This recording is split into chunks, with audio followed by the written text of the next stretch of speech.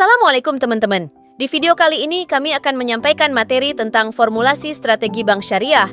Tanpa membuang waktu lagi, mari kita masuk kepada materi pertama. Di sini ada faktor-faktor yang mempengaruhi manajemen strategi bank syariah. Yang pertama adalah faktor marketing mix, 2. Faktor budaya, 3. Faktor sosial, 4. Faktor pribadi, 5. Faktor psikologis, dan yang terakhir, 6. Manajemen strategi bank syariah. Yang pertama, faktor marketing mix. Menurut Kotler dan Armstrong, adalah strategi pemasaran yang dilakukan secara terkoordinasi atau tidak terorganisir. Pertama, produk, kedua, harga, ketiga, distribusi, dan keempat, promosi. Pertama, produk. Produk di sini bisa apa saja yang Anda inginkan, baik barang fisik seperti makanan dan buku atau barang digital seperti aplikasi DLL. Produk mempunyai manfaat bagi pelanggan untuk memenuhi aktivitas atau kebutuhan tertentu. Kedua, harga merupakan faktor yang mempengaruhi permintaan pasar dan mungkin mengurangi volume penjualan. Ketiga, distribusi merupakan bentuk pemasaran perusahaan di suatu tempat komponen yang diperlukan secara penting dalam pemasaran, penempatan produk, menghasilkan barang yang didistribusikan melalui sejumlah besar saluran, yang mengarah pada terciptanya sistem distribusi yang dikenal dengan push distribusi. Keempat, promosi. Promosi produk, harga, dan distribusi produk dipertimbangkan.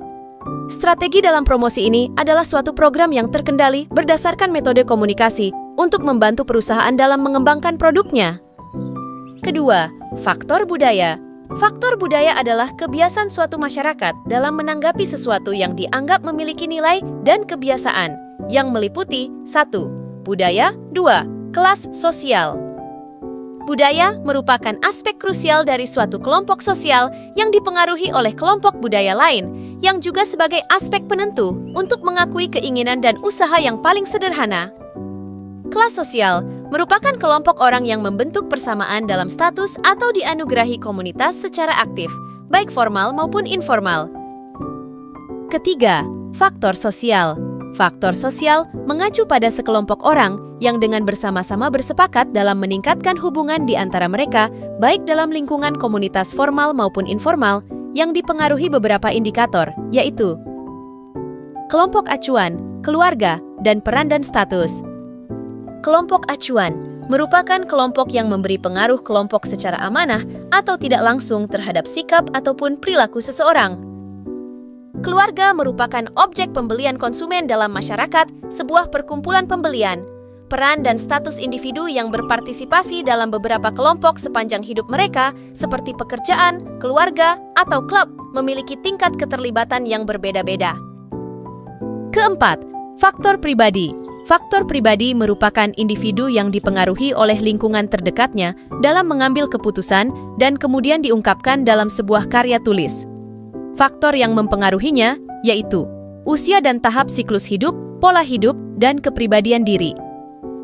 Usia dan tahap siklus hidup dalam siklus ini harus diberikan pada perubahan situasi hidup yang berdampak pada perilaku konsumsi. Pola hidup. Pola hidup disebut juga diketahui gaya hidup adalah cara hidup seseorang yang menggambarkan hubungannya dengan lingkungannya melalui interaksi dengannya. Kepribadian diri merupakan ciri psikologis seseorang terhadap orang lain yang disebabkan oleh hubungan yang relatif konsisten dan bertahan lama dengan lingkungannya. Kelima, faktor psikologis. Faktor psikologis adalah alat yang digunakan untuk memahami pengalaman mereka sendiri, mengumpulkan dan menganalisis pengalaman sendiri, mengumpulkan informasi, mendiskusikan perasaan dan persepsi, serta mengembangkan tindakan. Di antaranya adalah motivasi, persepsi, pembelajaran, dan keyakinan dan sikap. Motivasi merupakan kebutuhan yang sangat penting untuk mendorong konsumen dalam bertindak. Persepsi merupakan proses mentransformasikan atau menafsirkan suatu rangsangan menjadi suatu gambaran yang memperlihatkan suatu makna yang melekat. Pembelajaran perubahan perilaku seseorang yang mengarah pada suatu pengalaman. Keyakinan dan sikap. Keyakinan yang membentuk sebuah citra produk dan merek. Keenam, manajemen strategi bank syariah merupakan rangkaian ataupun tindakan yang menentukan kinerja suatu perusahaan dalam jangka panjang adalah strategi manajemen ini. Materi kedua, analisa faktor yang mempengaruhi manajemen strategi bank syariah, yang di dalamnya ada strategi perbankan syariah dari sisi sumber daya manusia, SDM, strategi perbankan syariah dari sisi keuangan, strategi perbankan syariah dari aspek pemasaran, dan strategi perbankan syariah dari aspek produksi layanan jasa. 1. Strategi perbankan syariah dari sisi sumber daya manusia dalam kurung SDM. Sumber daya manusia atau SDM merupakan salah satu aspek terpenting dalam lingkungan hidup. Mengacu pada itu, SDM adalah salah satu aspek terpenting dalam manajemen. Keberhasilan kesuksesan pada bank syariah di tingkat mikro sangat ditentukan oleh kualitas manajerial, tingkat pengetahuan, dan keterampilan dalam mengelola bank. Untuk itu, kualitas sumber daya manusia perlu terus ditingkatkan, baik pengetahuan mengenai operasional bank maupun pengetahuan mengenai perbankan syariah melalui pelatihan yang diberikan kepada seluruh karyawan di industri perbankan, termasuk operator, perwakilan layanan pelanggan, dan karyawan itu sendiri. Hal ini akan menjadikan mereka lebih berpengetahuan dan mampu menjadi sosialisasi atau pendidik yang baik mengenai praktik perbankan syariah di masyarakat. 2. Strategi perbankan syariah dari sisi keuangan. Perbankan syariah menerapkan sistem bagi hasil dan risiko antara penyedia dana investor dan penggunaan dana pengusaha. Hal ini mirip seperti konvensional dengan tingkat keuntungan maksimum dan sesuai dengan nilai-nilai syariah juga agar dapat menikmati keuntungan tersebut. Demikian pula, jika terjadi krisis atau kerugian, pihak-pihak akan turut menanggungnya. Di samping itu, bank syariah bank juga mengelola zakat, memantau transaksi yang berkaitan dengan barang halal, dan memasukkan antara lain maisir, gharar, dan riba. 3. Strategi perbankan syariah dari aspek pemasaran.